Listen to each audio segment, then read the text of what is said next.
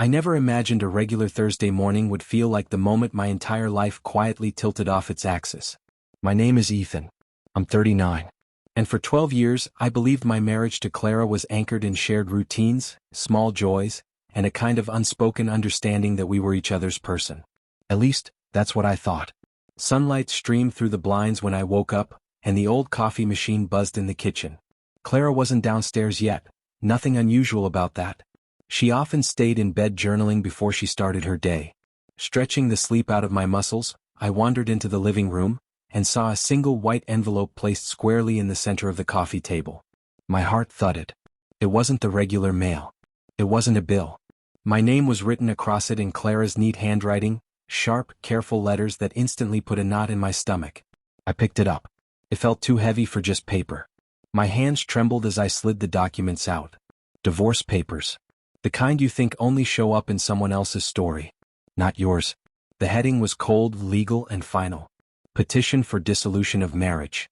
Effective upon signing. I stared at the words, mind drifting back to memories I wasn't ready to let go of, our messy first date, laughing until our ribs hurt, the rainy camping trip where we slow danced under a leaky tent, even our stupid arguments about laundry or who left dishes in the sink. None of it ever felt like something that would lead here. I sank onto the couch, holding the documents like they were something dangerous. I could hear Clara upstairs humming softly, completely unaware of the storm churning in my chest. Was this real? A scare tactic? Some twisted cry for attention? The fear hit first, then something else pushed through it. A strange, grounded clarity. Maybe it was the shock. Maybe it was the last 12 years finally catching up. But in that moment I understood something. This only had power if I gave it power. I flipped through the pages. No mistakes. Everything was perfectly drafted, which meant she had planned this. Thought it through. Chosen this moment. And suddenly, instead of panic, stillness washed over me. I reached for a pen. It felt cold in my hand. I expected myself to hesitate, to wait for her to come down, to demand answers. But then I remembered every time we avoided hard conversations, every passive-aggressive silence, every unresolved fight we swept under the rug. Maybe this was the only way to break the cycle. So I signed. One signature. Then another.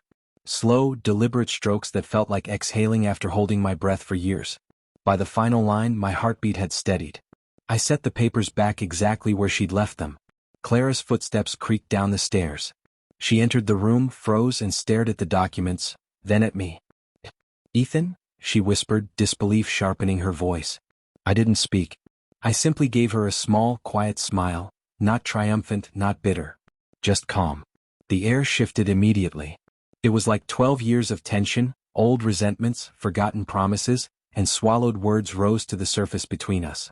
"You signed them?" she finally asked. I nodded. I did. She sank into the armchair, twisting her fingers anxiously. "I didn't think you'd actually do it. I thought you'd argue. Or beg. Or something." I gave a faint, ironic smile. "That's exactly why I didn't." Her eyes filled with tears, the real kind. The kind that come from shame, not theatrics. For the first time in a long time, Clara looked small. Human. Breakable. I wanted you to notice me again," she admitted, voice cracking. "I thought if I scared you, you'd fight for us." I leaned back. "Clara, I always noticed you. But noticing doesn't help if the other person can't feel it. I've been trying to fix things you never told me were broken." She looked down at the papers, her voice trembling. "I didn't mean for it to go this far." "Neither did I said softly. "But here we are." Silence settled again. Not hostile, just honest. "I didn't expect you to be so calm," she whispered. "Real courage isn't shouting," I replied. "It's choosing what's right for yourself even when your heart's in chaos." She exhaled slowly, shoulders slumping. For the first time in months, we weren't opponents. Just two people finally being honest. Clara gave a shaky little smile. "I didn't think signing those papers would change anything. But it did. It changed perspective," I said. "For both of us." Her eyes softened. "Whatever happens next, thank you. For not screaming. For not exploding. For being honest. I didn't know how much I needed that." I nodded. The papers sat between us, real, signed, irreversible. But strangely, they didn't feel like the end. They felt like the first honest moment we'd had in years. Maybe this was the start of something new, whether together or apart. And in the quiet, in the clarity, I understood something I had forgotten. Sometimes love isn't holding tighter. Sometimes love is letting go of the fear, the resentment, the game. And finally seeing the truth with clear eyes.